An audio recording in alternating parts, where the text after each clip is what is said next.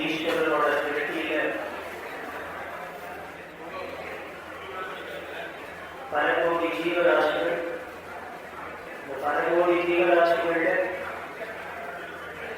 இந்த பேசுற சக்தி அப்படிங்கிறது மனுஷனுக்கு மட்டுமே உள்ள ஒரு பாக்கியம். எத்தனையோ ஜீவராசிகளுக்கு வாய் இருக்கு, நாக்கு இருக்கு, இருந்தால் கூட பேச முடியாது. மனுஷனுக்கு மட்டும்தான் பேச்சு அப்படிங்கிற ஒரு விஷயம். இப்படி மனுஷனுக்கு மட்டும் ஸ்பெஷலா கொடுத்துருக்கிற அந்த பேச்சு நமக்கு பெரிய வரமா இல்ல பெரிய கஷ்டமா சாபமா? ஏன் இது சாபமா அப்படின்னு கேட்க வேண்டும் அப்படின்னா, நம்ம பிரச்சனையில பல பிரச்சனை பேசுறதுனாலே வருது. மௌனம் சர்வார்த்த சாதகம் அப்படிங்கிறோம். எவ்வளவுக்கு பேச்சை குறைக்கிறோமோ அவ்வளவுக்கு நமக்கு சாதகமா இருக்கு. எவ்வளவுக்கு பேசுறோமோ அவ்வளவுக்கு கஷ்டமா இருக்கு. இந்த பேச்சினால நாம நல்லதை அடையிறத விட நிறைய சிரமங்களை தான் அடையிறோம். அப்ப என்ன பண்ணணும் அப்படின்னா, ஈஸ்வரனும் பேச்சையை கொடுத்துருக்க, பேசினா கஷ்டமும் வருது அப்படின்னா அப்ப என்ன பண்ணணும் அப்படின்னா, நல்லதா பேசணும்னு அர்த்தம். நல்ல விஷயத்தை மட்டும் பேசணும்னு அர்த்தம். நல்ல விஷயத்தை பேசணும்னா அப்போ அதுக்கு உள்ளுக்குள்ள ஒன்று வேணும். என்ன எண்ணம்? நல்ல எண்ணமா இருக்கணும். ஏன்னா நம்ம பேச்சு எல்லாமே கம்யூனிகேஷனே எதுக்காக நம்ம வாயால வார்த்தை விடுவோம். உள்ளுக்குள்ள என்ன ஒரு ஃபீலிங் இருக்கோ, என்ன ஒரு எண்ணம் ஏற்பதோ அதை நாம வார்த்தையா வெளியில விடுறோம். அப்ப உள்ள இருக்கிற இந்த எண்ணமானது சுத்தமா இருக்குன்னா, நல்ல எண்ணமா இருந்தா வார்த்தையும் நல்ல வார்த்தையா வரும். வார்த்தை நல்ல வார்த்தையா வெளியில வந்ததுனால் நமக்கு வெளியிலேருந்து கஷ்டம் வருதில்லை. கடுமையான வார்த்தையா இருக்கிறதுனால தானே அடுத்த வார மனசு கும்பிடுறது, இல்ல அடுத்த வார கடுமையான வார்த்தையை யூஸ் பண்றதுனால தான் நம்ம மனசு கும்பிடுறது. இப்படி கஷ்டங்களை நாம சம்பாதிச்சிட்டோம். இந்த கஷ்டங்களை சம்பாதிக்காத இருக்கணும்னா நல்ல வார்த்தையா இருக்கணும். இந்த நல்ல வார்த்தையா இருக்கணும்னா எண்ணம் சுத்தமா இருக்கணும், நல்ல எண்ணமா இருக்கணும். அந்த எண்ணம் நல்ல எண்ணமா இருக்கணும்னா என்ன பண்றது அப்படின்னா, அதுக்கு ஒரே ஒரு விஷயம்தான் வரும். பக்திங்கிற ஒன்று வரும். பக்திங்கிற ஒன்று வந்ததுன்னா எண்ணம் சுத்தமாகுது, எண்ணம் நல்ல எண்ணமா இருக்கு. அப்போ வாக்கும் தானே நல்ல வாக்கா இருக்கு. இதனால நமக்கு பயனா ஏற்படுது. அந்த வாக்கு அவ்வளவு சுத்தமா இருக்கணும். அவளுக்கு இந்த பக்திங்கிற ஒரு விஷயம். தாசராஷ்டிர நரஜன்ம வந்தாக நாளிலே இருவாக கிருஷ்ணாயனவாக. இந்த மனுஷனா பிறந்து இந்த நாக்கு இருக்கிறதே எதுக்காக? பகவன் நாமாவை சொல்றதுக்குதான். எதுக்காக பகவன் நாமாவை சொல்லணும்? அடுத்தது சொல்ல, கிருஷ்ணா என்பதே சகல கஷ்டமும் பரிகாரம். இத்தனை கஷ்டங்களுக்கும் நமக்கு வர கஷ்டங்களுக்கும் ஒரு பரிகாரம் வரும் அப்படின்னா இந்த பகவன் நாமாவா பார்த்து இருக்கணும். இந்த பிராக்டிஸ் பண்ணிட்டோம்னா நம்மளோட கஷ்டங்களை, நம்மளால வர கஷ்டங்களை நாமளே தீர்க்கணும். இதுக்கு ஒன்றும் பரிகாரத்தில் ஓடவே வேண்டாம், ஒண்ணுமே வேண்டாம். வாய்மூடியில் உட்கார்ந்தோம்னாலே ஒரு கிரகமும் ஒன்றும் பண்ணாது.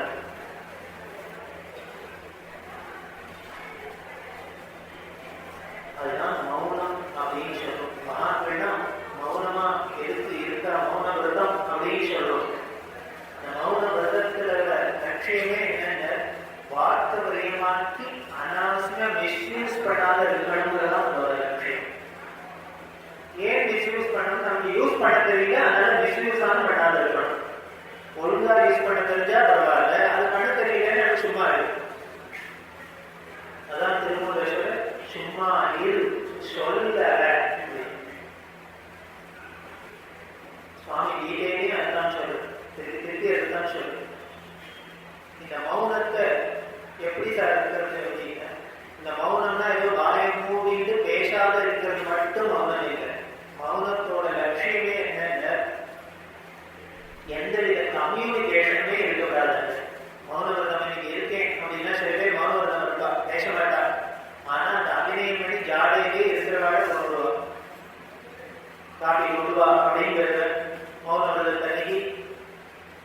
அன்னைக்கு நம்ம சக்கரை போடாத கொண்டு வந்துடுவோம் கலந்து போய் அப்படின்னா அதான் வச்சிருக்கேன் குடிக்க வேண்டியதானே அப்படின்னு வச்சுட்டு என்ன சக்கரை போடல சக்கரை போடலன்னு எப்படி அறிஞர்கள் சொல்றது மௌனத்துல இவரை 1/2 மணி திண்டாடி இதுக்கு அந்த அம்மா சொல்லும் என்ன கட்டாரி விருதும் மௌனம் பேசியே தொலைஞ்சாலும் இவர் பேசுறதுதான் முருகலாருக்கே வாய முடிஞ்சு பார்த்தா மூலிகை அதுக்கு மேல கட்டமா இருக்கும்.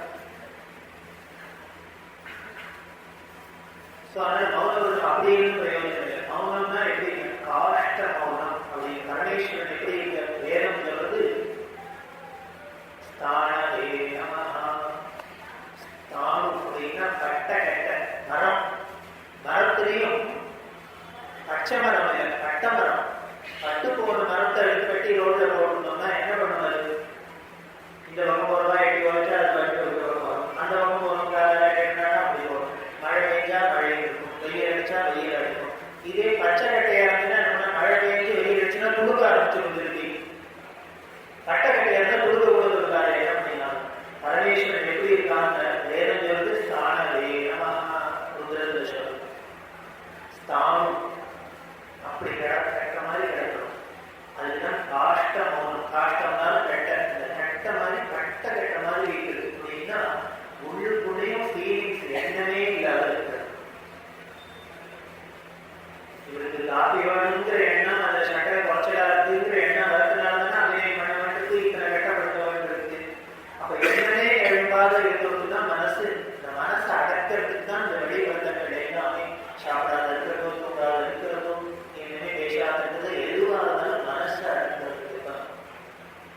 எல்லாமே மனசை அடக்கிறதுக்கு தான். இத்தனை கர்மாக்களா இருக்கட்டும், இத்தனை பக்தியா இருக்கட்டும், ஞானமா இருக்கட்டும், எதுவாக இருந்தாலும் அந்த மனசை சித்த நிரோதம் யோகத்துல சொல்ற பதஞ்சலி சொல்ற சித்த நிரோதம் ஏற்படுறதுக்கு தான் இத்தனை. அந்த சித்த நிரோதம் ஏற்படாத மனசு அடங்காத நம்ம வழியில என்ன அனுஷ்டானம் பண்ணி என்ன விரதம் இருந்து ஜபம் இருந்து தவம் இருந்து பூஜை இருந்து ஒன்றும் வழிகள் இன்னும் நமக்கும் எழுது அடுத்த வாழ்க்கை எழுது. அப்போ அந்த மனசு அடங்கிறதுக்கு அந்த எண்ணம் எழும்பாத இருக்கிற நிலைக்குத்தான் மௌனம்னு பேரு. பரமேஸ்வரன் எப்படி இருக்காங்க அந்த மௌனத்துல இருக்க தெரியவா. பரமேஸ்வரன் பல இதை பார்க்கலாம். மூலா நட்சத்திரத்துல மௌன விரதம் இருக்கா தெரியவா. 4 நாள் மௌனமா இருக்கும். அது நீங்க மூலா நட்சத்திரத்துல ஸ்பெஷலா காஷ்ட மௌனம் இருக்கா. கண்டு கொள்றது கூட இருக்காது. எந்த ஒரு கம்யூனிகேஷனும் இருக்காது. ரிசீவ் பண்ணாது, வெளியில விடவும் விடாது. சரி நான் தான் பேசுமாறேன் அப்படின்னு வரவாழ வச்சுட்டு கடை கைவிடாது. உள்ளுக்குள்ளேயும் வாங்கி விடாது, வெளியிலையும் விடக்கூடாது. உள்ளுக்குள்ள வாங்கிட்டாக்க வெளியில விடணும்னு உடனே ரியாக்ஷன் தோணும். ஏதாவது விளையாட ஒரு ரியாக்ட் பண்ணும். அதனால ரிசீவும் பண்ணாத, டெலிவரியும் வேண்டாம், ரெண்டும் வேண்டாம். அப்படி இருக்கணும். தெளிவா தான் இருப்பான். காஷ்ட மௌனத்துலாம் இருக்கிற வழக்கம். தெளிவாளுக்கு மனசு இல்லை, ஈஸ்வரன் ஸ்தானவேகமான ஸ்தானுவா இருந்தாலும் சாட்சி என்ன நைராவோட சம்ஸ்கிருத காலேஜில் தெளிவா இருக்கா. ஒரு அம்மா, அந்த அம்மாவோட உள்ள சின்ன வயசு அகால மரணம் துர்மரணம் அடைஞ்சிருக்கான். ஒரு தாயாருக்கு தன்னோட புத்திரன் அழைத்த புத்திர சோகம் எவ்வளவு கொடுமை அப்படிங்கிறது தெரியும். அந்த அம்மா ரொம்ப தாபம் அவளால முடியல. பெரியவாழ்கிட்ட வந்து அழுதா. அழகான்னா கதறி கேட்கிறா முடியல. தெரியவாழ சிவனையும் உட்கார்ந்துட்டா.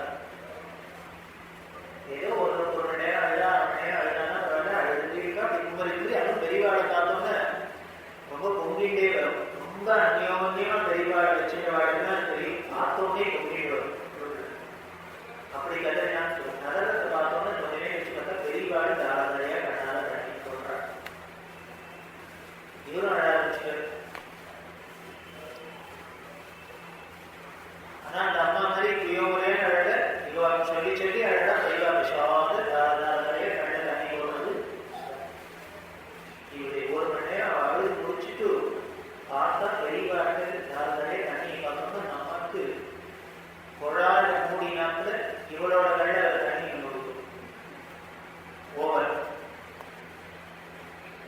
துவச்சு போட்டாப்புல ஆயிடுச்சு. அந்த துக்கம் போயிடுச்சு.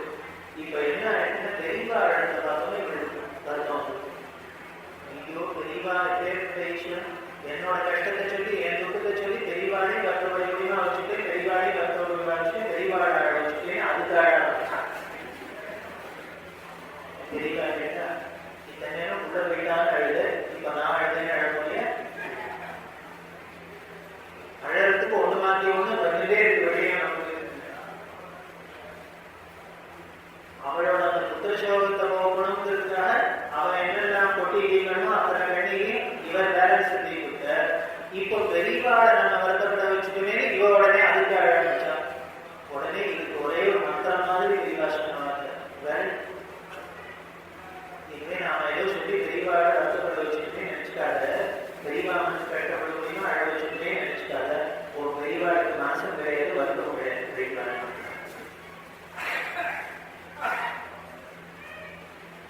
பகவான் வாச்ச தெளிவா சொன்னார். ஒரு பெரியவாளுக்கு மனசு கிடையாது, வருத்தம் கிடையாது. மனசுன்னு ஒன்று இருந்தாலும் அப்புறம் அங்கே என்ன வரப்போறது? அது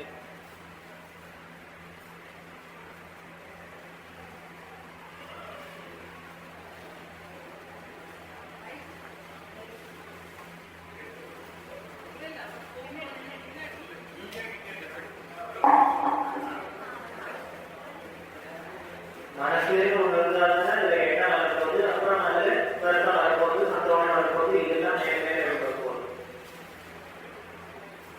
தெளிவா பல நிகழ்ச்சிகள் பார்த்துருக்கோம். பெரிய மகாபிரளயம் நடக்கும், விஷாதம் நேரம் பார்த்துருக்கோம், அனுபவிச்சிருக்கோம். ஒரு ஞானினா ஸ்திரப்பிரஜன் சுவாமி தீகையில சொல்லி ஆபூர்யமான அச்சல பிரதிஷ்டம். கரையெல்லாம் சமுத்திரத்துல அலையாவா அடிச்சுட்டு இருக்கும். நடுக்கடலுக்கு போயிட்டா ஆழமான கடல்ல ஒண்ணு இருக்காது, தண்ணி ஆழ்ந்த அசைவெல்லாம் ஒண்ணு தெரியாது.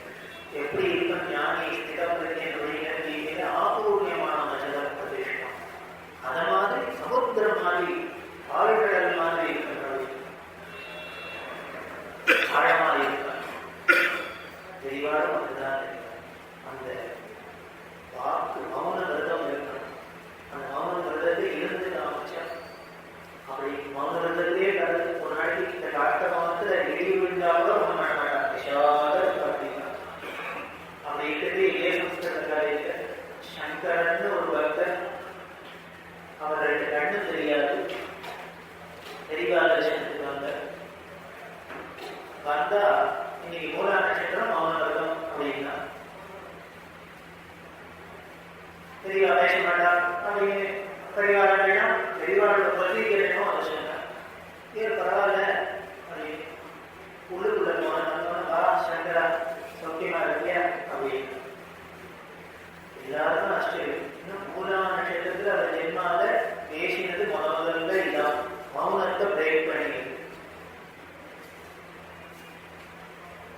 பழைய மக்கள் பேசிட்டா பக்கத்துல இருந்து உட்கார்ந்தா குஷலம் விசாரிச்சா எல்லாம் பண்ணிட்டு தேவாரம் பாடி அப்படின்னா தேவாரம் பாடிச்சு. அப்புறம் தேவாரம்லாம் தேவார சங்கரன் அப்படின்னு எப்படிலாம் கட்டம் எல்லாம் பாடிச்சுன்னா அவருக்கு ஒரே சந்தோஷம் புரியல.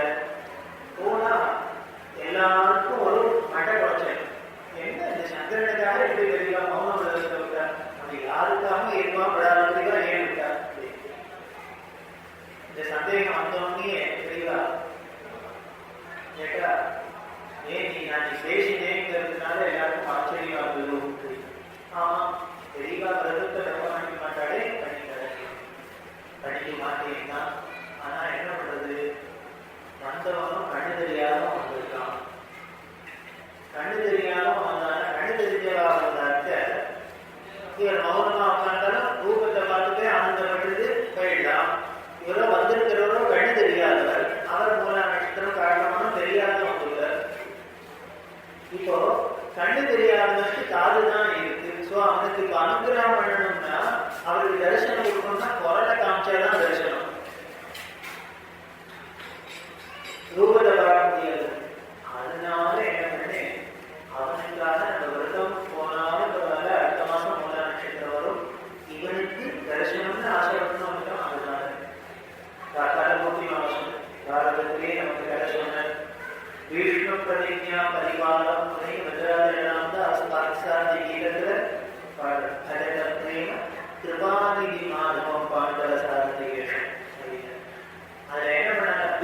பிரதிஜா பரிகாரம். இவரோட பிரதிஜை பரிகாரம் இல்ல. என்ன பிரதிஜை பண்ண? எக்காரணத்தை கொண்டும் யுத்தத்துல தாவத யுத்தத்துல அஸ்திரம் தூக்க மாட்டேன் அப்படின்னு வழியில. ஆனா பீஷ்மர் என்ன, என்ன ஆனாலும் சரி உன்னை தூக்க வைக்கிறேன்னா இல்லையா பாருங்க.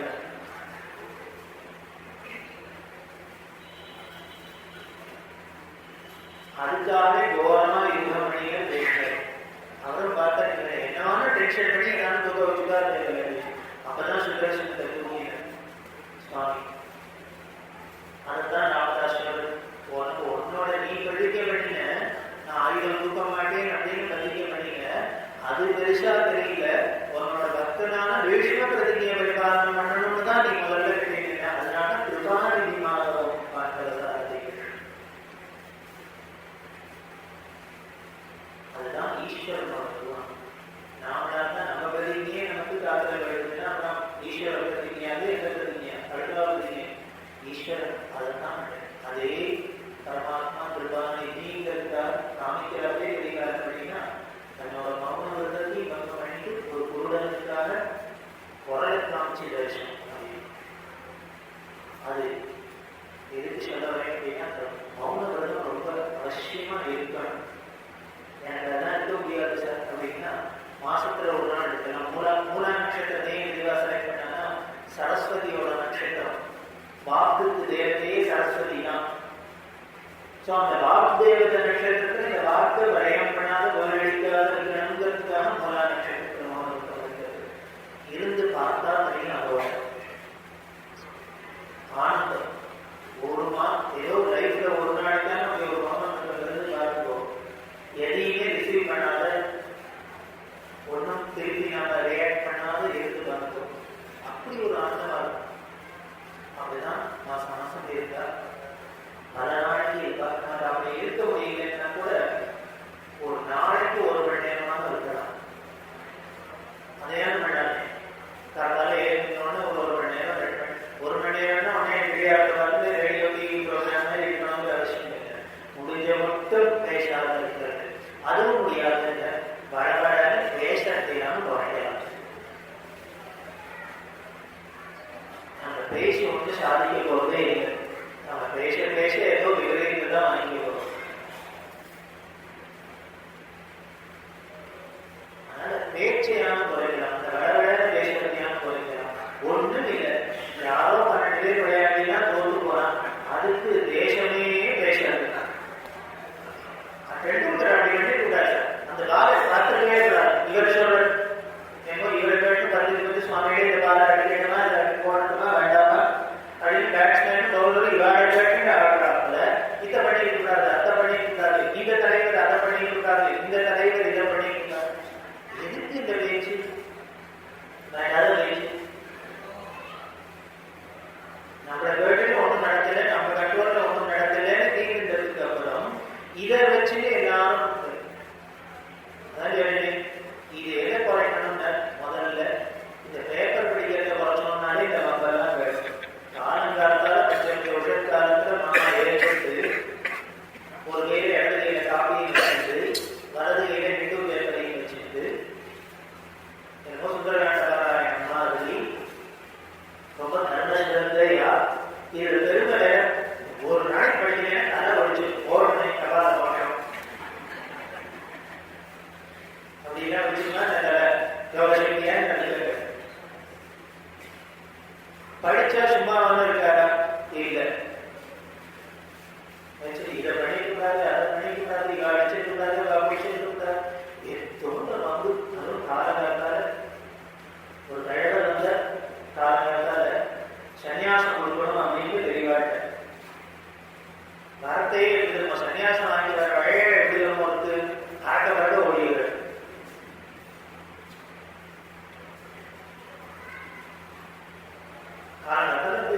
சன்னியாசம் கொடுக்கணும் ஏற்பாடு ரெகுலரா வர தெளிவா பார்த்தேன். திடீர்னு காலகாலத்தால இன்னைக்கு ஒவ்வொருத்தரும் நல்ல நாள்ல ஞானம் கொடுத்து சன்னியாசத்துக்கு வரவர் சித்த அமைதியான வரதோ அதுக்கே டென்ஷனா ஓடிடுவார்.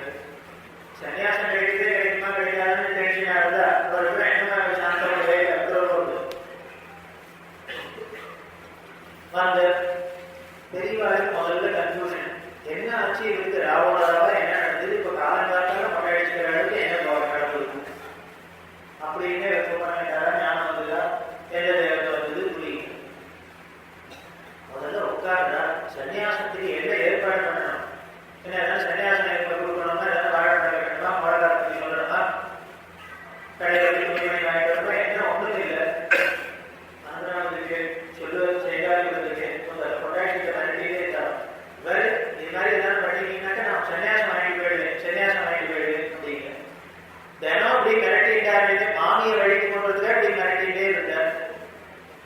ஒரு நாளைக்கு என் அம்மாக்கு பார்த்தா இந்தாங்க பஞ்சாங்கம் நல்ல நாள் பார்த்து முகூர்த்தத்தை பார்ப்போம். நானும் பார்க்குறேன் 30 வருஷமாச்சு, இது என்ன சொல்லிட்டு இருக்கு, ஆனா அதான் பண்ண மாட்டேங்க. இன்னைக்கே நல்ல நாள் இருக்கிறதோ நான் வேணாலும் போய் அடிச்சிடுவேன் அவனை பாருவோம். அது மாதிரி வாங்கிக்க போறேன் எதாவது வாங்கிப்பாடா, வாங்கிக்கிறவா சொல்லாத பொருளாவது ஓடி விடுவா. அப்படி இவர் சொன்னாரா அப்படியா, எல்லாம் இருக்கு ஏற்பாடு. படத்துல என்ன கட்டாயத்துக்கு கட்டணுமா, சட்டத்துக்கு கட்டணுமா, எல்லாம் தான் இருக்கு. இப்போ கூட்டா 5 நிமிஷத்துல நம்ம கட்டி எடுத்து வந்துருக்கோம், அவ்வளவுதான் சன்னியாசம் ஓவர். முதல்ல உட்காரு, படப்படம்லாம் அடக்க வந்தாரு. சரி சன்னியாசம் வாங்கிக்கிறேன், நல்லதுதான், 21 தலைமுறை எல்லாம் உதாரணமாகி. அப்படி சன்னியாசம் இன்னைக்கே அவசரமா வாங்கிக்கிற அளவுக்கு உனக்கு என்ன அப்படின்னு ஏதாவது தெரிஞ்சுக்கலாமா, காரணத்தை தெரிஞ்சுக்கலாம்.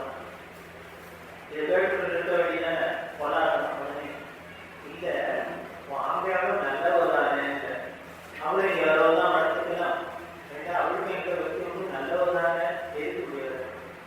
இது சொன்னோட ஒரு கோபம் இருக்கும். ஆமாமா ரொம்ப நல்லவாதான், நீ வடக்கு வரலாம் பிரசாதம் கிடையாதுமா அழுவா, ஆத்துல வந்து பார்த்தா தெரியும் அப்படின்னு. அதுக்கு தான் விட்டா போயிட்டு இருக்காரு. ஐயோ அப்படியா, நான் நினைச்சிருக்கேன் இங்க வரவாட வந்துட்டு எல்லாரும் நல்லவாடா இருக்கணும், அப்படி உன்னை படுத்துறாடா அதுல, அப்படி என்ன உன்னை பண்றா என்ன, நான் கட்டல வயசாகிட்டா ரிட்டையர் ஆகிட்டு தூக்கம் வர மாட்டேங்குது, நான் நினைக்கிறேன் காப்பி காப்பின்னாக்க கட்டலா எதுக்காக கட்டுறாங்க. இவர் 4 மணிக்கு எடுத்து காப்பின்னா பால் வந்துருவோம், பால் 6 மணிக்கு தான் வரையிருக்கு.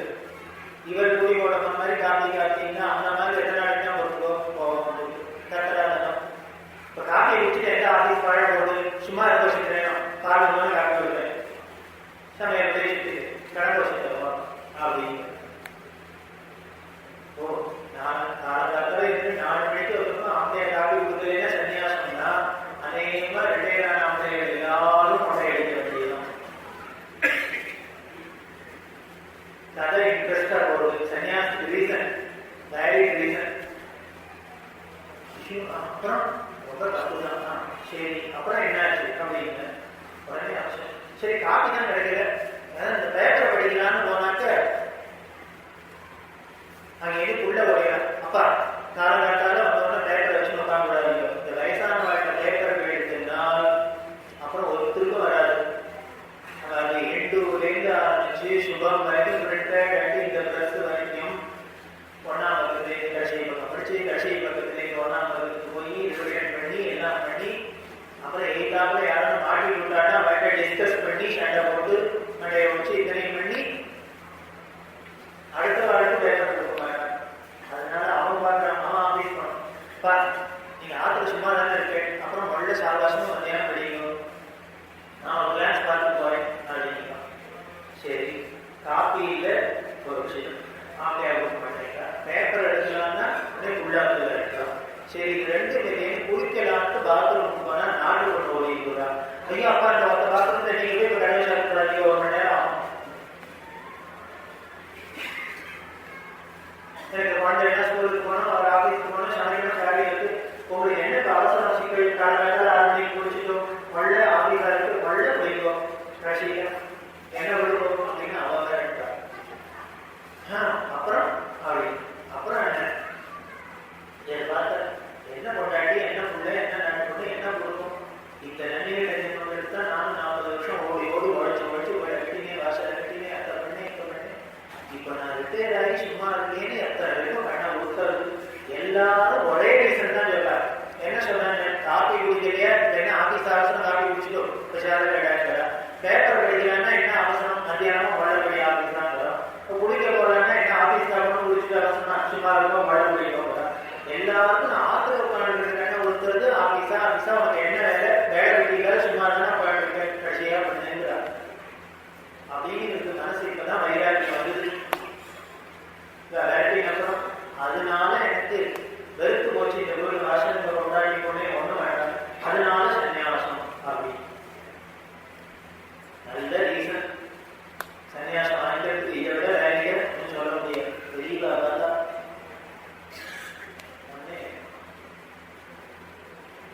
அவர் தான் சொல்லி கொண்டு தீர்க்காரு. மௌனமா இருந்தார். இது என்ன பதில் சொல்றது? மௌனம் தான் பதிலும். உடனே கொஞ்ச நேரம் கழிச்சு நான் ஒன்று சொல்றேன், அதை கொஞ்சம் கேட்டு பார்க்குறியா அப்படின்னு. அதெல்லாம் இப்ப முதல்ல சன்னியாசம் தான் சொல்றேன், அதுக்கு முன்னால செய்யறது சொல்றேன், அதை கேட்குறதே பார்க்கறையா அப்படின்னு. சரி தெளிவாசம் தான் கேட்டு நான் எத்தனை மணிக்கு எழுந்திருக்கிற? 4 மணிக்கு. நீ எழுந்திருக்க ஆத்துல வேலையாரோ, நீ எழுந்திருக்கிறாரோ? இல்ல இல்ல பார்த்தாரம்னா 6 மணிக்கு தான் எழுந்திருக்கும் அப்படின்னா. இல்லையா? 4 மணிலேருந்து 6 மணி மட்டும் 2 மணி நேரம் பாத்ரூம் காலியா இருக்கோ?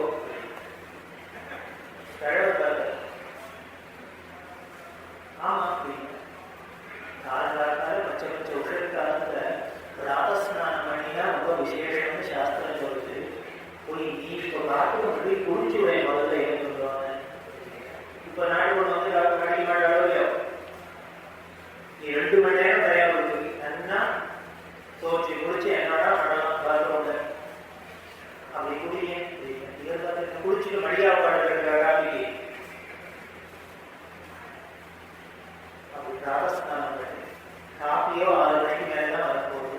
எப்படியும் 1 மணி நேரம் 1.5 மணி நேரம் டைம் ஆகுது. நீயும் நல்ல குடும்பத்தில் வந்துருக்கு. உங்க தாத்தா அப்பாலாம் எப்படி இருந்தா? நீ ஏதோ வயசுப்படுறதுக்கு உத்தியோகத்துக்கு போற. உத்தியோகத்துக்கு போறனால தான் ஆபீஸ்க்கு அவசரமா போக வேண்டியது, அடிக்கடிச்சு சன்னியாசனம் பண்ண வேண்டியது, 12 காயத்ரி 24 காயத்ரி. இப்போ டைம் இருக்கு 2 மணி நேரம். நான் சரஸ்வதி காயத்ரியை பண்ணேன். பார்த்தேன் அந்த அதை இப்படி நல்ல தாமொழிக்கு கொண்டு வர சன்னியாசம் தான். ராதஸ்நானம் சரஸ்வதிங்கிற மடப்படி ஆரம்பிச்சு பண்ணு. அப்படி உட்கார்ந்து காலங்காலத்தால வேலையில ஸ்நானத்தை மட்டும் காயத்ரி பண்ணினா அந்த ஆனந்தமே தனியா இருக்கும். கண்ண மூடி முதல்ல 4 நாளைக்கு கஷ்டமா இருக்கும். கால வரைக்கும் கைய வரைக்கும் ஏதோ ஏதோ பண்ணும். இப்படி அதுல மனசு லயிச்சு அதோட பலன் தெரிய ஆரம்பிச்சுன்னா அப்புறம் தோணாது. உட்காந்து பண்ணிட்டே நீ கண்ண மூடியில் உட்கார்ந்து பண்ணிட்டீங்கன்னா காப்பி பிரச்சனை வரும், காயத்ரி பிரச்சனை மூடிவிடுவேன். இப்படி மூக்க பிடிச்சுன்னு உட்காந்தீங்கன்னா மாப்பிளையா என்ன தனம் முடி போட முன்னாடி காப்பி கரையிட்டு நீ மூக்க பிடிச்சு உட்காந்துருக்கு. இது காப்பியை முடிச்சாதான் சமையல் கிட போகலாம். அதனால உடனே போற மூக்க பிடிச்சது இந்த காப்பியை காய வச்சுட்டு அப்புறம் நடக்கட்டும் அப்படின்னு காப்பியை வைப்போம். காயத்ரியை பூர்த்தி பண்றதுக்கு என்னென்ன இதான் காலையில் காப்பியை வந்துன்னா காயத்ரி பிடிச்சு விடலாம். காப்பிக்கு காப்பியாச்சு, காயத்ரியாச்சு, கண்ணை குளிக்கவும் குளிச்சாச்சு. ஆத்திரையோ பூஜை எல்லாம் விஷயமும் போகுது. உனக்கு ஆபீஸ் போறதுனாலதான் ஒன்றும் பண்ண முடியல. இப்போ டைம் உள்ளுக்குள்ள போ. இந்த கால வேளையில யாரும் உள்ள வராத இடம் பூஜை போதுதான். அந்த பக்கமே எட்டி வரதுக்கு ஒன்றும் டைம் கிடையாது. ஏன்னா சுவாமி கிட்டே ஒரு சுலோகம் சொன்னாக்க வாசல்ல வச்சு ஆட்டோ காண போயிடுவோம். குழந்தை ஸ்கூல் வேன் போயிடும். ஹோம்ஒர்க் தான் பண்ணியிருக்காரு. அந்த பண்ணிக்கு வந்து மகாபிரயமா நடக்கும். ஆறுலையும் சமையல்லையும் அந்த பக்கத்துக்கே போகக்கூடாது. அந்த பக்கம் யாரும் வேலை வெட்டிக்காத போயிட்டோம் அவ்வளவுதான், கஷ்டம் தான். அதனால அங்க போய் மாட்டிக்காத, உள்ளுக்குள்ள போயிடு. பூஜையை பண்ணு, தூக்கத்தை சொல்லு, சமயத்தை சொல்லு, அபிஷேகம் பண்ணு. நீங்களும் சம்ஸ்கிருதம் படிச்சிருக்கு, ராமாயணமோ பாகவதமோ ஏதோ ஒரு கிரந்தத்தை பாராயணம் பண்றதுன்னு வச்சுக்கோ. இப்படி பண்ணினீங்கன்னா ஒரு 9 மணி 10 மணி ஆயிடும். இது ஆயிடுச்சுன்னா வெளியிலையும் உள்ள ஆபீஸ்க்கு போய் குழந்தைலாம் ஸ்கூலுக்கு போய் எல்லாம் பண்ணி ஆஞ்சு மாமியார் மாட்டோம்னா அப்பாடான்னு உட்காந்துப்பா. காத்தாலே ஏற்கனவே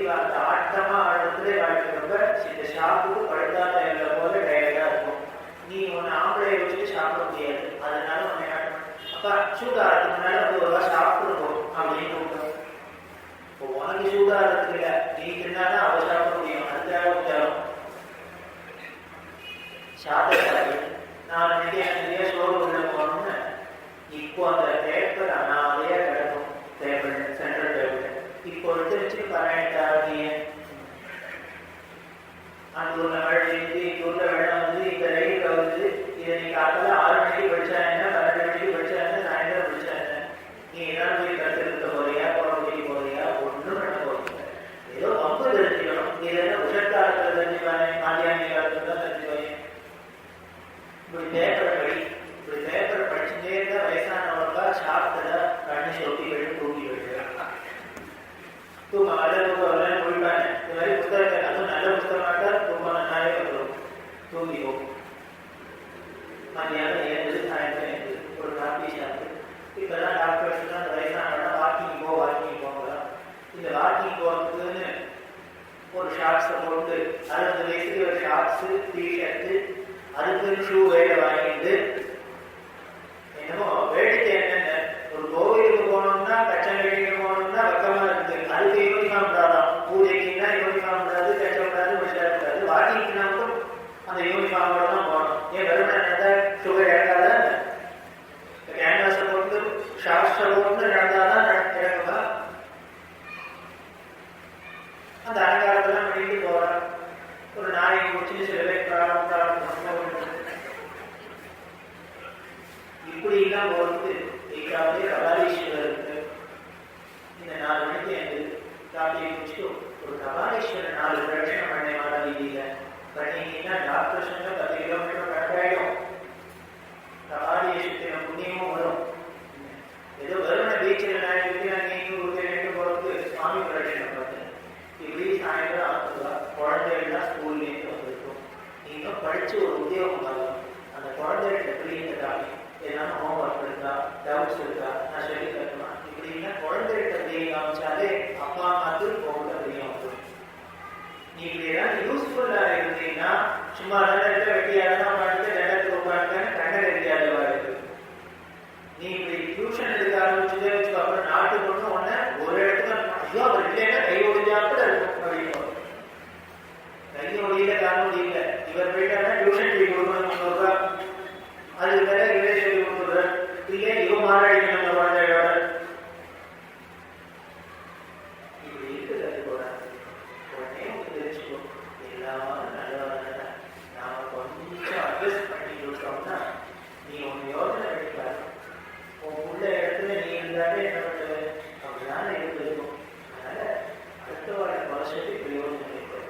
எங்கேயாவது ஏதாவது இருந்ததுன்னா அது ஏற்றாப்புல நம்மளை மாற்றி கொடுத்தோம்னா நம்ம அட்ஜஸ்ட் பண்ணி கொடுத்தோம்னா ஒரு பிரச்சனையும் இல்லை, ஒருத்தருக்கும் பயணம் கிடைக்காது. இப்படி வேணா பண்ணி காக்கிறையா கொஞ்ச நாளைக்கு அப்படின்னு. இப்போ கிழவருக்கு டைலமாக இருக்கு. இப்போ இவர் சொன்ன ஐடியால நம்ம கொஞ்ச நாளைக்கு கிரகஸ்தாசிரமத்தில் இருக்கிறதா இல்ல முதல்ல ஒத்த காலில் என்னன்னா சன்னியாசம் வாங்கிக்கிறதா? ஜோதிடம் பண்றது என்ன பண்ணா சன்னியாசமா? இப்போ பட்டிமன்ற சீட்டு போட்டு கொடுக்குறாங்க. இப்படி பேசிட்டு யோசனை பண்ணிருக்கிறதே என்ன, ஒரு பையன் வந்து அழுதுட்டே வந்து நமஸ்காரம் பண்ணான். யாருன்னா இவரோட உள்ள இது கோச்சிட்டு காலங்காட்டால ஃபர்ஸ்ட் பஸ் வச்சு காந்திபுரம் ஒத்துழையும் சொல்லாத. அவர் காப்பியை வச்சுட்டு தேடி பார்த்துட்டா அழகாணும். அம்மா வந்து சொன்னாங்க இந்த கழகா விட்டு எங்க என்ன பண்ணாலும் போய் காலங்காட்டால வந்து போயிட்டு வாரத்தில் 2 நாளாக ஃபோன் பண்ணி வாரத்தில் 2 நாள் தான் ஒத்துராத்தி வரல. இது நேரம் ஆக டென்ஷன் ஆயிடுச்சு. என்ன ஆச்சு சொல்லாத அப்பா நீ போக மாட்டாரு, எங்க போயிட்டாரு. இப்படி மெட்ராஸ் முழுக்கிற தேடினா வேற புக்ஸே தெரியல. எல்லாம் மாற்றி இருச்சேரி எல்லாம் பார்த்தாச்சு, ஒன்றும் கண்டுபிடிக்க முடியல. என்ன ஏது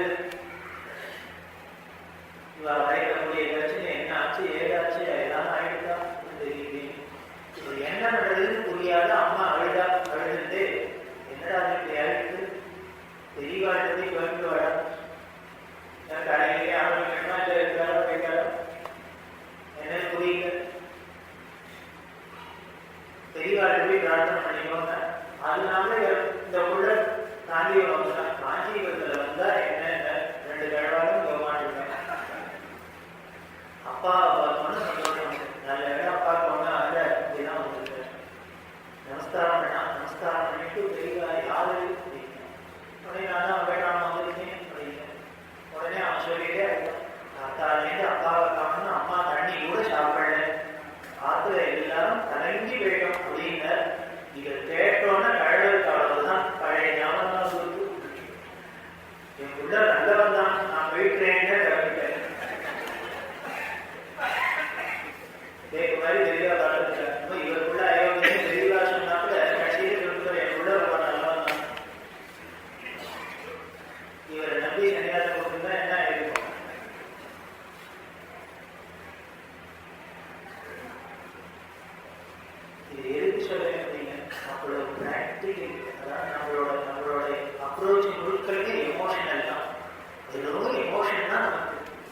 இருந்தாலும் சந்தோஷமா இருந்தாலும் சரி, கோபமா இருந்தாலும் சரி, துவேஷமா இருந்தாலும் சரி, எதுவா இருந்தாலும் வெறும் எமோஷன் தான். அதுல என்ன வேலிடா, அதுல ஏதாவது பாயிண்ட்ஸ் இருக்கா, ஒன்றுமே இல்லை.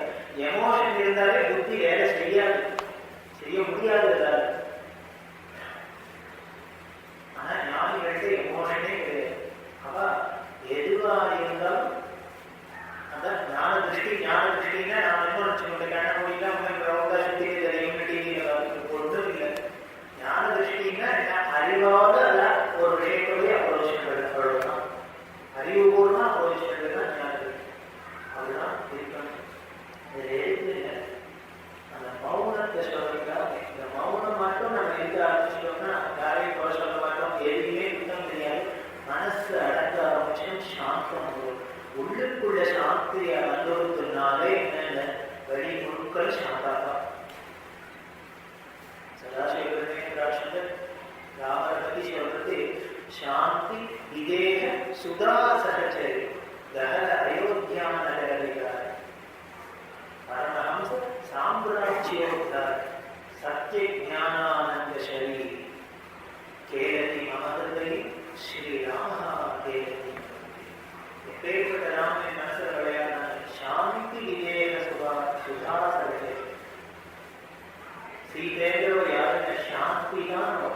அப்பேற்பட்டவரோட இவன் சஞ்சாரம் பண்ணியிருக்கான், விளையாடுவான். அப்பேற்பட்ட எந்த அயோத்திக்கு ராஜாங்க?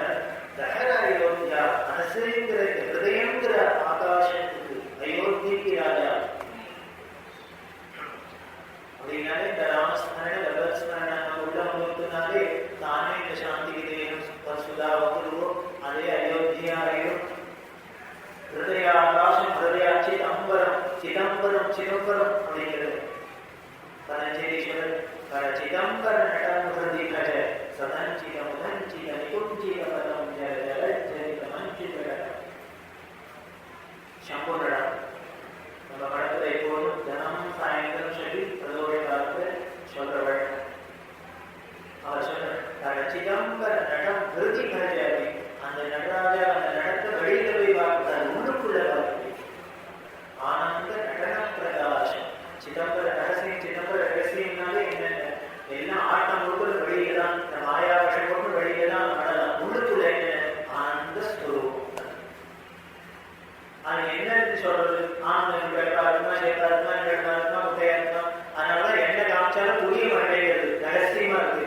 அடுத்த ஆனந்தத்தை நமக்கு காமிச்சா புரியாது, ரகசியம் தான். அப்புறம் என்ன புரிஞ்சுக்கணும்னு நாம உள்ளுக்குள்ள அனுபவிச்சாதான் அது புரியும். அதைத்தான் உள்ளுக்குள்ள நாம அனுபவிக்கணும். அந்த நடத்தை தான், அந்த ஆனந்தத்தை தான் உள்ளுக்குள்ள நாம அனுபவிக்கணும். அதுக்குதான் இந்த மௌனம்ங்கிறது ரொம்ப சாதகமா இருக்கு. அதனால மௌனம்னு நமக்கு ரொம்ப முக்கியமான மௌனத்தை வலியுறுத்தி சொல்றதுக்காக இந்த மௌனத்தை வலியுறுத்தம் அப்படின்னு சொல்றா. இது வாக்க நாம விரயம் பண்ணாததுக்கு ஒரு சாதகமா இருக்கு. பேசவே தெரியல சார், அதை கொண்டு போனேன், அது ஒரு தெரியல சார் அப்படின்னா என்ன பண்றது? நான் பேசவும் தெரிய மாட்டேங்குது, ஆய கொண்டு இருக்கும் தெரியலன்னா என்ன பண்றது? அதுதான் மௌனம் இருக்கணும். அந்த வாக்கு கணக்கா இருக்கணும். கணக்கா இருக்கிறது காசி பணத்துல கணக்கா இருக்கிறது இல்லை. முதல்ல காசி பணத்திலேருந்து ஆரம்பிச்சு எது வரைக்கும் எண்ணம் வரைக்கும் வேணும். வாக்குல கணக்கா இருக்கணும். முதல்ல எண்ணத்துல கணக்கா இருக்கணும். வெறும் சும்மா உட்கார்ந்து நானும் யோசனை பண்ணிட்டே இருக்கு சார் அப்படின்னா மனசு அவ்வளவு உள்ளுக்குள்ள மகளிர்கள் இருக்குன்னு அர்த்தம். அளவா இருக்கு. அப்படி கொஞ்சம் கொஞ்சமா எல்லாத்தையும் அடக்கிறதுக்கு தான் இந்த வெளி மௌனம். அந்த மனசு அடக்கிறதுக்கு தான் இந்த வெளி மௌனம் நமக்கு உபயோகமா. அதனாலதான் அதை இந்த வாக்கு தேவத ஆராதனைய சரஸ்வதி பூஜை. சரஸ்வதி பூஜைனா என்ன பண்றது? சரஸ்வதி பூஜைக்கு நாம என்ன நினைச்சிருக்கோம்? வெளியில் எல்லாத்தையும் ரொம்ப ரிச்சுவலாவே நம்ம ரொட்டீனா வச்சுருக்கோம். அன்னைக்கு ஒண்ணுமே படிக்கூடாது, புத்தகத்தெல்லாம் வச்சு பூஜை பண்ணிட்டு குழந்தைகள்லாம் ரொம்ப பிடிச்ச பண்டிகை என்னென்ன சரஸ்வதி பூஜை தான்.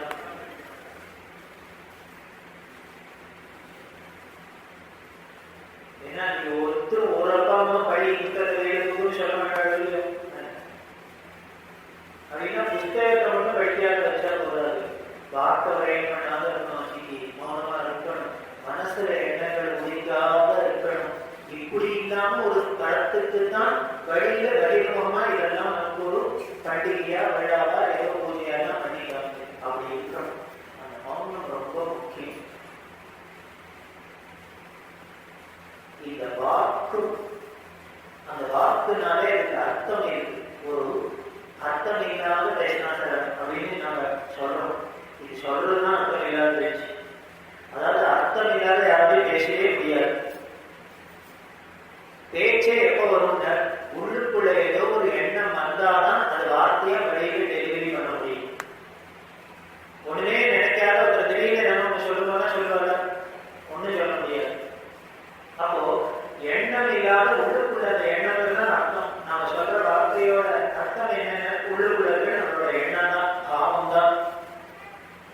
இந்த எண்ணம் எழும்பாத வார்த்தையா வெளியில வரவே முடியாது.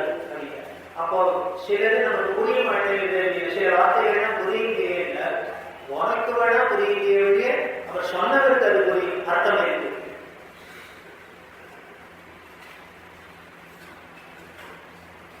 இந்த எப்ப புரியாதுன்னு ஒண்ணு, அந்த சொன்ன வார்த்தை நமக்கு அர்த்தத்தை நம்மளால கிரகிச்சுக்க முடியலன்னா புரியலன்னு.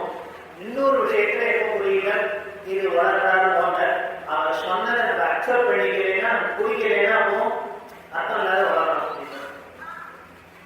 இவரை பார்த்து சார் ஒரு ஃபூல் அப்படின்னாக்க உடனே ஆமா அப்படின்னு யாரும் ஒத்துப்பாடு, அதே வளர்ந்து வைக்கணும் அப்படின்னு. ஏன்னா இவர் ஃபூல்னு இவருக்கு பிடிக்கல. அடுத்த பாட ஃபூல்னா என்னதான் சொல்லுவான், ஒரு வார்த்தை சொன்னாலும் மணியா சொல்லுவோம் சார் அப்படின்னு. மழை அப்படிங்கிற குழந்தை ஒன்றில் அழகதை எடுத்து அழுதையே ஒரு கம்யூனிகேஷன் தான். அதுக்கே அர்த்தம் உண்டு. அர்த்தம் உண்டாங்க இது ஒத்துழைப்புரிய மழைக்கு தாயாருக்கு புரிஞ்சது. இது ஏதோ அர்த்தம் அது நன்மை பண்றதுனாலதான் குழந்தை அழகே வச்சு குழந்தைக்கு மணி எட்டாயிட்டா பசிக்கிறதா தான் அழுது அப்படிங்கிற பசிக்கு அழுது என்னமோ துவாங்கன்னு தெரியுது. தாயாருக்கு புரிஞ்சுட்டு ஓ பசிக்கிறது குழந்தை அழுதுன்னு.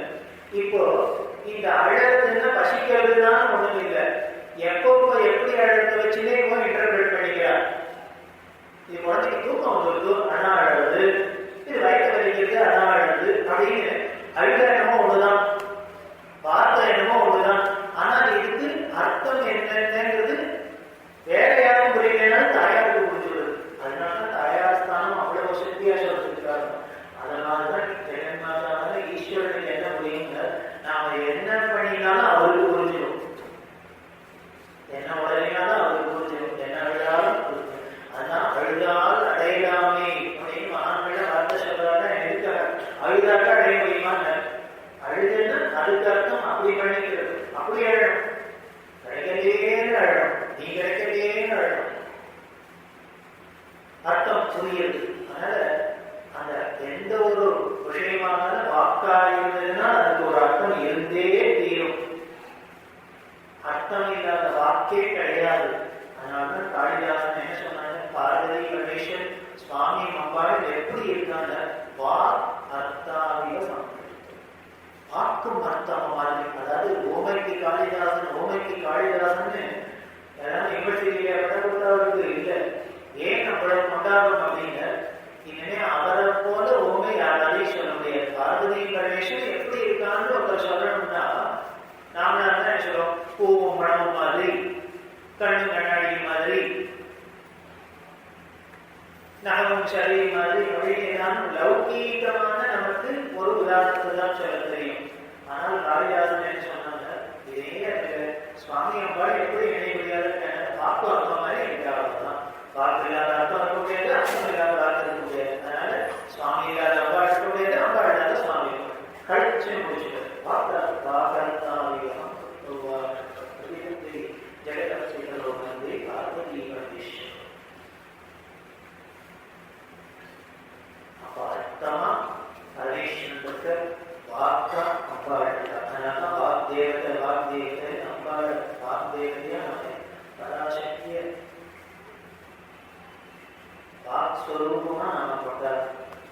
அதனால அதுல அந்த வாக்குலாம் சக்தியே இருக்குன்னா சொன்னா போதும் நடக்கும் அப்படின்னா ஒரு வார்த்தைக்கு சக்தி இருக்குமாங்க, அது அம்பா ஸ்வரூபமா இருக்கிறதுனாலதான் அதுல வாக்கு விலாசம் அப்படின்னா எவ்வளவு ஜாக்கிரதையா நாம் அதை எவ்வளவு பொக்கிஷம் ஈஸ்வரன் நமக்கு கொடுத்துருக்க அதை எப்படி ஜாக்கிரதையா யூஸ் பண்ணணும்ன்றது விஷயம். இந்த வாக்கும் அர்த்தம் மாதிரின்னா பார்வதி கணேசனுக்கு அந்த வாக்கு அர்த்தம் அப்படின்னா இத புரிஞ்சுட்டு நாம ஜாக்கிரதையா ஹேண்டில் பண்ணணும் அப்படின்னு தெளிவா செய்யலாம். நமக்கு அர்த்தமில்லை அப்படின்னு நாம சொல்றது நமக்கு புரியாததுனாலதான். நம்மளோட தீர்மானம் என்னென்ன, நம்ம கண்ணுக்கு தெரிகிறது காதுக்கு கேட்கிறது தான் சத்தியம், இதை தவிர வேற ஒன்றும் இருக்க முடியாதுங்கிறது ஒரு தீர்மானமா இருக்கும். அதுவும் நம்ம சயின்ஸ் படிச்சுட்டோம்னா இதெல்லாம் நினைச்சுக்கோம்.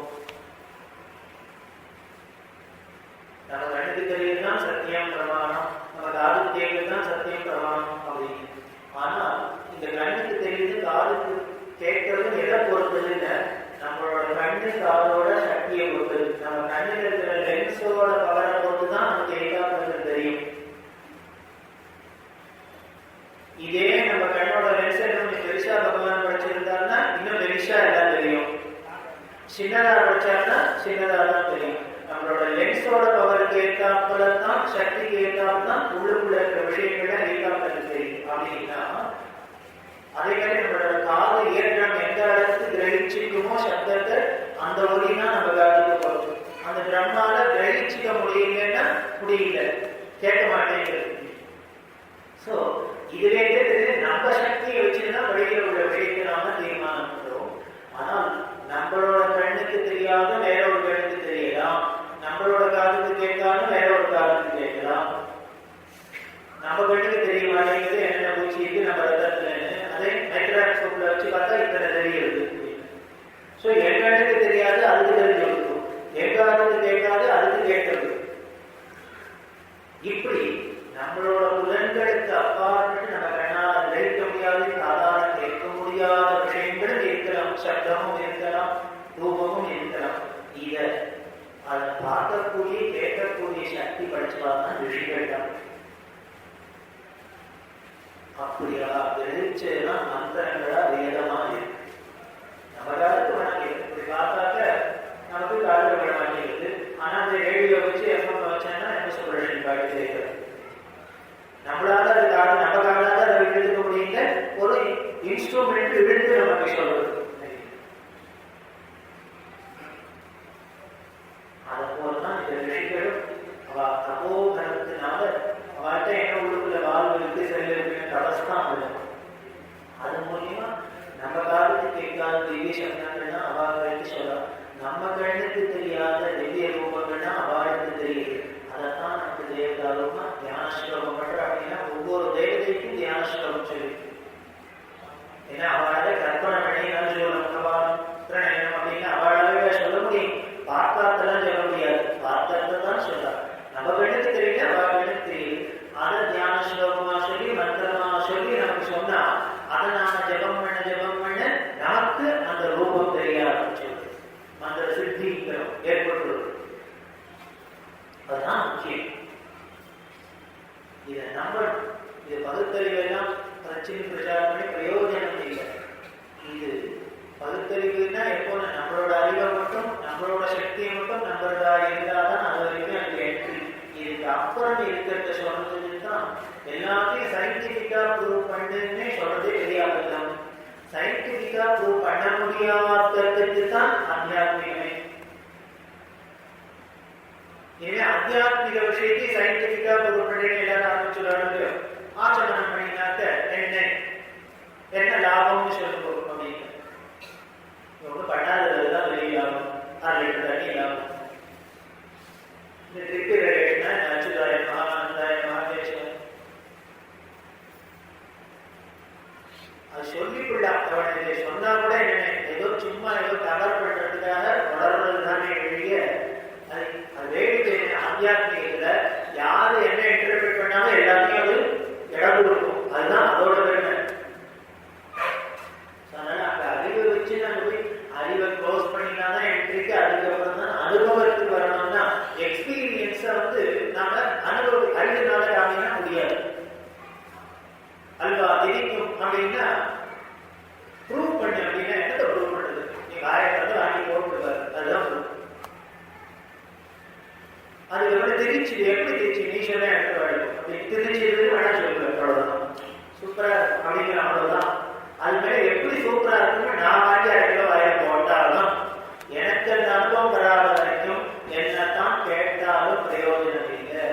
அதனாலதான் மகான்கள்லாம் என்ன பண்ண சும்மா இரு சொல்ல இதை உன சொல்லி இதெல்லாம் ஒன்றும் பண்ண முடியாது. முதல்ல சும்மா இருந்து பாரு, அதுக்கப்புறம் அவங்க புரிஞ்சிடும். அது என்ன நாங்க சொன்னது என்னன்னு அப்பதான் புரியும். அதனாலதான் அந்த மௌனம் விஷயம் பெரிய விஷயத்தை காமிக்கிறதுக்கு தான் இந்த பிரம்மானந்தத்தை காமிக்கிறது தான் மௌனம்.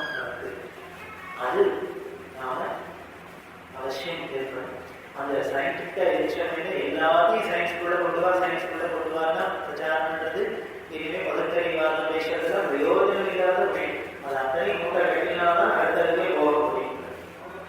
அப்படி நம்ம கட்டது தெரியாத காரணம் கேட்காதான் சொன்னவாதான் விஷயம். அவ சொல்றத முதல்ல நாம நம்பித்தான். ஏதோ ஒரு சயின்டிஸ்ட் சொல்ற நம்புறோம்னா, ரிஷிகள் சொன்னா நம்ப மாட்டேன், நியூட்டன் சொன்னா நம்புவேன், அவா சொன்னா நம்புவேன், இதா சொன்னா நம்புவேன்னா இது மட்டும் வகை தெரியாது. வசிஷ்டர் சொன்னா நம்ப மாட்டேன், இவர் சொன்னா நம்புவேன், விஸ்வாமித்திர சொன்னா நம்ப மாட்டேன், மேக்ஸ்வெல் சொன்னா நம்புவேன்னா அப்படிங்கோ ஒரு நட்டம் ஒருத்தருக்கு அப்படி இருக்கணும். அந்த வாக்கு அர்த்தமாகவே பரமேஸ்வரன் வாழ்ச்சி இருந்தார் அப்படின்னு சொன்னோம். அந்த வாக்கு இந்த ஒலிங்கிறத எப்போ வெளியில வந்தது, எப்படி வந்தது, யாரு தேர்வு வந்தது அப்படின்னா நம்ம சாஸ்திரங்கள்ல ரொம்ப அழகா சொல்லியிருக்கு. இது எங்கேருந்து வந்தது, எப்படி வந்தது, முதல்ல எத்தனை வந்தது, அதுக்கப்புறம் அது எப்படி எல்லாம் பரிணமிச்சு இப்படி பாஷைகளாலும் ஆயிருக்கு வாக்காயிருக்கு அப்படிங்கிறத நாம அடுத்த மாச சத்சங்கத்தை நாம பார்க்கலாம். வேற ஒன்றும் இல்லை, சஸ்பென்ஸ் எல்லாம் வைக்கல. பரமேஸ்வரத்தையும் தான் இந்த தனி வந்திருக்கு. அது எப்படி வந்தது, எப்போ வந்தது, என்னவா வந்தது, அதுக்கப்புறம் என்னெல்லாம் அது கிளம்ப வாய்ப்புங்கிறது அடுத்த சத்சங்கத்தை பார்க்கலாம். இப்படி மௌனமா இருக்கணும்னு சொல்லிட்டு அதே ஒரு நேரம் உண்மையாக சொன்னா நல்லா இருக்காது. அதனால மௌனமா இருக்கிறது நாம ஒரு நாளைக்கு 5 நிமிஷம் 10 நிமிஷம்னாலும் ஆரம்பிச்சு பார்ப்போம். அதோட ருச்சியை கட்டுட்டோம்னா அப்புறம் பொருட்கள் வெளியே தான் தேவைப்படுறது அப்படின்னு சொல்லி அதான் ஆனந்தம் அப்படிங்கிற ஸ்திதி அப்படின்னு சொல்லி நாம